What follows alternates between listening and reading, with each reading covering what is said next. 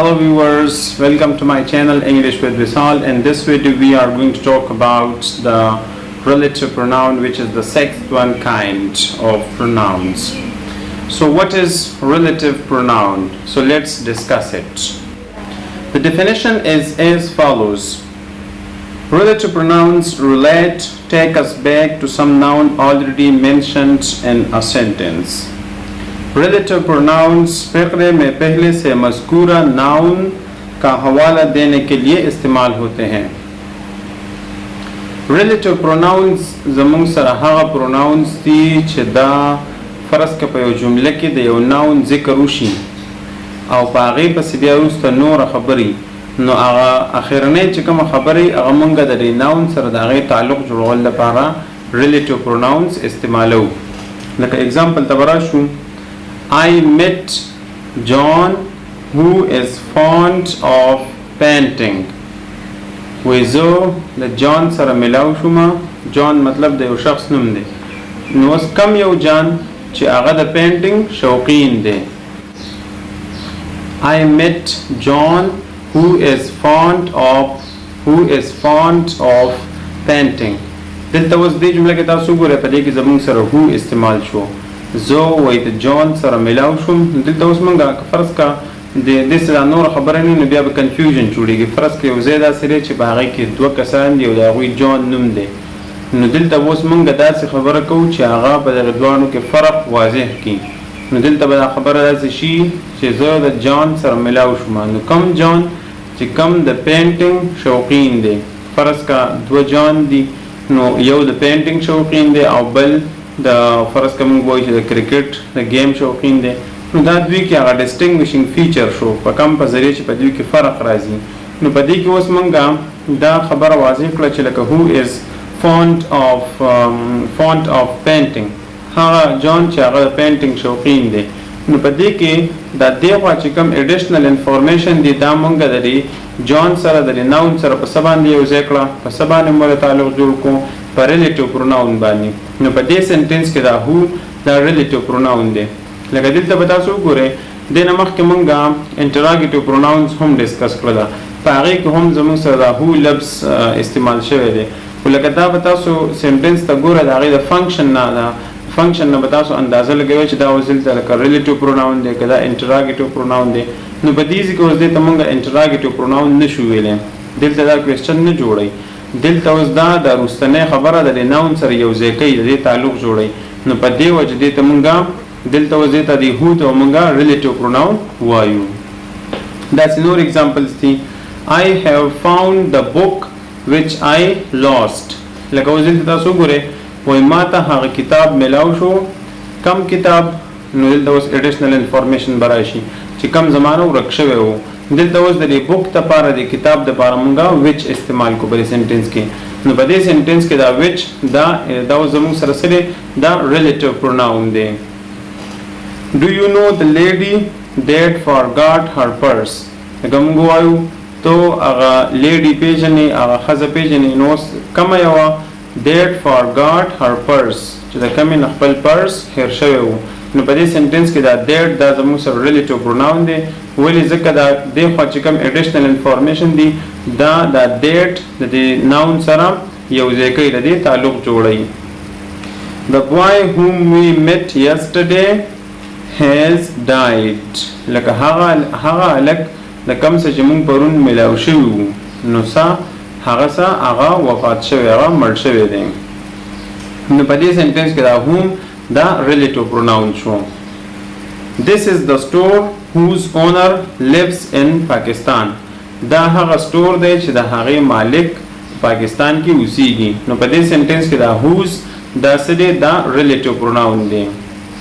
اوس راځو د دې مختلف قسم چې دا ریلیټیو پروناونز دي د دې استعمال ځکه زیاتره سټوډنټس په دې کې مسټیک کوي لکه دې په استعمال کې هغوی غلطیانې کوي.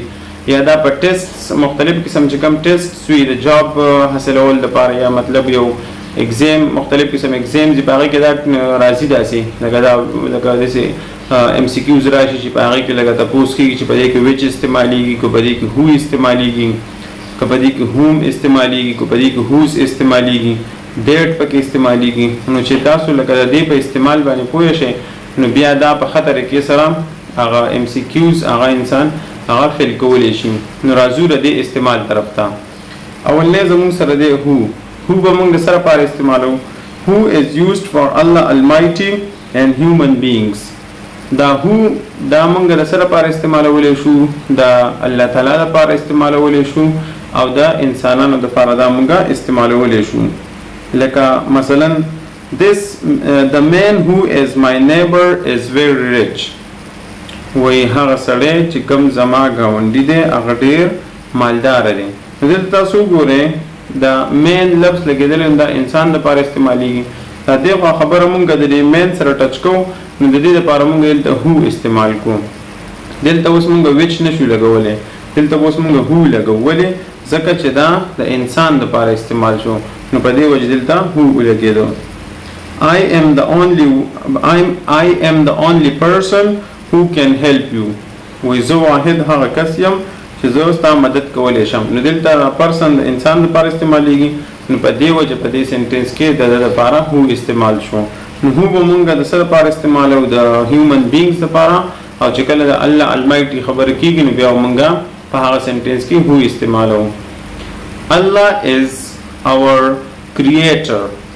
Allah is our creator who blessed us many things. لکه الله پاک زموږ کریټر دی، زموږ خالق دی چې هغه موږ له مختلف قسم نعمتونه راکړي دي. Do you know my cousin who lives in Saudi Arabia? وایي ته زما هغه کزن پیژنې چې هغه په سعودي عربیا کې اوسېږي، سعودي عرب کې اوسېږي. دلته د دې کزن لپاره هو لفظ استعمال شو. Give this letter to the man who is sitting in my office. وایي دا خط هغه سړي ته ورکړه چې کوم زما په آفس کې ناست دی. نو دلته د مین لپاره څه لفظ استعمال شو؟ کوم ریلیټیو پروناون استعمال شو؟ دې لپاره دلته هو استعمال شو. چې کله د پرسنس خبره کیږي یا د الله المایټي خبره کیږي د هغې دپاره به داسې چې راشي نو بیا موږ هو استعمالو په هغه سنټینس کې. دویم نمبر دی وچ پر سره لپاره استعمالیږي. which is used for animals, birds and inanimate things. which is used for animals, birds and inanimate things. which په مونږ استعمالو د animals لپاره. کم زناور چې دي چې کله د هغې خبره کېږي د هغې لپاره مونږ which استعمالو. بل د دې استعمال دا دی چې دا مونږ د birds لپاره استعمالو. کومې مرغۍ چې دي د لپاره مونږ which استعمالو. او بله خبره ده inanimate things یا د مونږ non living things وایو. هغه څیزونه چې هغه بېجانه وي د هغې دپاره مونږ which استعمالو. examples ته راځو. We killed a snake which was very long. وای مونږ یو مار مړ کو چې هغه ډېر لونګ و، ډېر اوږد و. نو په دې کې تاسو وګورئ د دې سنیک دپاره which استعمال شو. اوس که فرض که په دې سنټینس کې د سنیک دپاره څوک هو استعمال کړي نو بیا به زموږ دا سنټینس غلط وي. ولې؟ ځکه چې دا سنیک په انیمل کټګري کې راځي، ځناور چې کوم کټګري دی په هغې کې راځي. د سنیک دپاره دلته مونږ which استعمال کو ځکه دا د انیمل په کټګري کې راځي. I have bought a parrot which can talk. وای ما یو پیرټ اغستی، یو طوطي مې اغستی دی چې هغه خبرې کولی شي. دلته د دې پیرټ دپاره په دې سنټینس کې which استعمال شو. که دلته مونږ هو ولګو نو زمونږ دا سنټینس په غلط وي. This is the house which I built. وای دا هغه کور دی کوم چې ما جوړ کړی دی. نو په دې کې دلته د دې هاوس دپاره which لفظ استعمال شو. دلته مونږ اوس هو نشو لګولی. Is this the road which leads to the airport? وای دا هغه روډ دی، دا هغه روډ دی چې هغه ایرپورټ ته لکه دا هغه روډ دی چې دا لار ایرپورټ ته تللی ده، دا هغه روډ دی. دلته د دې روډ دپاره which لفظ استعمال شو. اوس راځو د دیټ استعمال چې دیټ په مونږ څنګه استعمالو. دیټ مونږ دا د ریلیټیو پروناون ځای هم استعمالولی شو. نو راځو چې د دې استعمال د څه دپاره کیدی شي. That is used for human beings. That مونږ استعمالو د human beings دپاره، د انسانانو دپاره استعمالیدی شي. دا مونږ استعمالولی شو د animals دپاره، ځناورو دپاره استعمالیږي. birds د مرغو دپاره استعمالیږي. and inanimate things او هغه څیزونه چې په هغې کې ساه نه وي د هغې دپاره مونږ that استعمالولی شو. examples طرف ته راځو.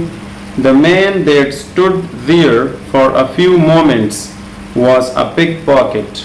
وای هغه سړی چې هغه د یو څو لمحو دپاره لږ ساعت دپاره هغلته ولاړو نو هغه څه دی هغه پیک پاکټ دی مطلب د خلکو نه جیبونه وي. دلته د دې مین دپاره مونږه دیټ استعمال کو لکه هم استعمالولی شو دیټ هم استعمالولی شو. Will you bring me the book that is lying on my desk. وای ته ماله هغه کتاب راوړی شي چې کوم هلته زما په ډیسک باندې پروت دی. دلته د دې بک دپاره دیټ استعمال شو ځکه بک دا اوس په نان لیوینګ تھنګ کې راغی بېجانه څیز دی. My brother has a monkey that can perform many tricks. وای زما د ورور سره یو منکی ده یو شادو ده چې هغه مختلف قسم کرتبونه لکه ټریکس کولی شي. دلته د منکی دپاره دا اوس انیمل دی د دپاره هم دیټ استعمال شو. Show me the house that you have bought recently. وای ما ته هغه کور وښایه چې هغه ته ریسنټلی مطلب لکه ډېر ټایم یې نه دی شوی لکه ریسنټ وخت کې تا اغستی دی. نو دلته د دې هاوس دپاره دیټ استعمال شو. اوس راځو د هوم استعمال ته چې هوم به مونږ څنګه استعمالو. Whom is used for Allah Almighty and human beings. د هوم استعمال دا دی چې دا د الله Almighty دپاره او د انسانانو دپاره استعمالیږي. اگزامپل طرف ته راځو. This is the girl whom I saved from drowning.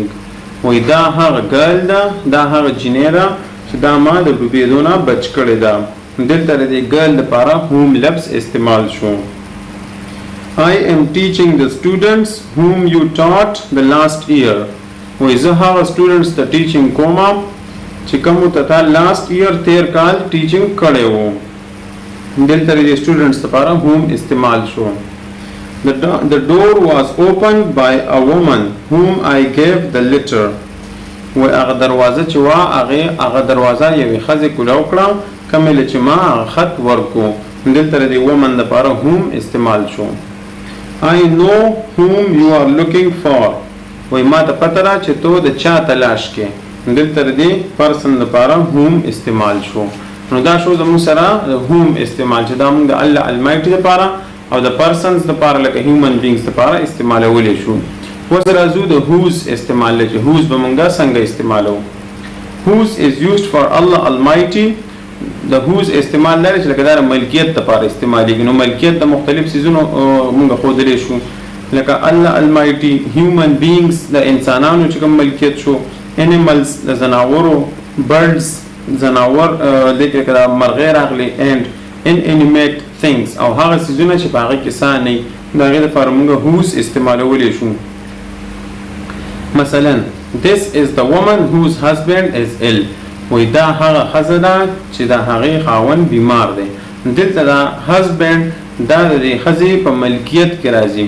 نو په دې وجه دلته مونږ په ریسنټ ټینس کې د دې دپاره whose لفظ استعمال کو. We walked to the doctor whose clinic is near our house. وای مونږ د هغه ډاکټر خواله لاړو چې د هغه کلینیک زموږ کور خواته دی. دا کلینیک د ډاکټر په ملکیت کې راځي نو په دې وجه د دپاره هوز استعمال شو. The bicycle whose color is green has no lock. هغه بایسایکل چې د کم رنگ شین دی هغې کې لاک تاله نشته. دلته د بایسایکل دپاره هم هوز استعمال شو. A triangle whose three sides are equal is called an equilateral triangle.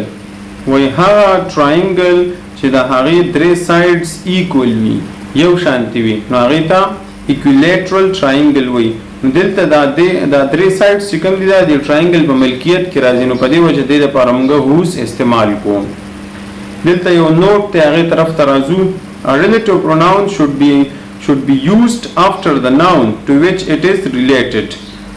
دا ریلیټیو پروناون چې مونږ کوم استعمالو دا به د هغې ناون خواته لګي. دا مونږ د ناون نه اخوا نه وړو دا مونږ د هغې ناون خواته لګو. اگزامپل طرف ته راځو چې دا خبر کلیر شي. The culprit who had committed the murder was sentenced to death. وای هغه مجرم who had committed the murder چا چې هغه قتل کړی و was sentenced to death نو هغه ته لکه پانسي میلاو شوله. دلته تاسو ګورئ دا کلپریټ دا ناون دی مجرم ته وایي او د دې سره ډایرکټ خواته ورسره دا هو دا ریلیټیو پروناون ولګېدو لکه دا به موږ اخوا نه لګو، دا به وسیلې ته خوا ته لګو. دا سنټنس اوس ټیک دی. اوس د بل سنټنس تاسو ګورئ دا لکه انکریکټ دی، ځکه دا هو پکې په صحیح ځای نه دی لګېدلی. The culprit was sentenced to death who had committed the murder. دلته تاسو ګورئ دلته دا هو د دې culprit نه ډېر اخوا ولګېدو، نو په دې وجه دا سنټنس دا انکریکټ شو، دا غلط شو. داسې دا بل سنټنس دی. The old man who was a doctor had a beautiful white dog. وای هغه old man لکه هغه بوډا سړی who was a doctor چې هغه یو ډاکټر و had a beautiful white dog.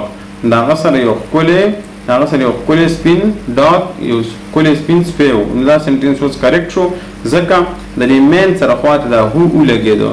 دې بل ته تاسو ګورئ دې سنټنس دا اوس غلط دی ځکه دا سره دې سره خواته نه دی. The old man had a beautiful white dog who was a doctor. نو دلته دا سنټنس چې کوم دی دا اوس غلط شو ځکه دا هو د دې سره خواته ونه لګېدو. سنټنس امبیګوس شي لکه هغې مینینګ چې کوم دی کلیر بیا نه جوړېږي، نو په دې وجه دا اوس زموږ سره غلط شو. اوس راځو یو لیست تاسو سره منشن کوو، یو لیست تاسو سره شیر کوم چې په هغې کې بلینکس دي، خالي ځایونه دي.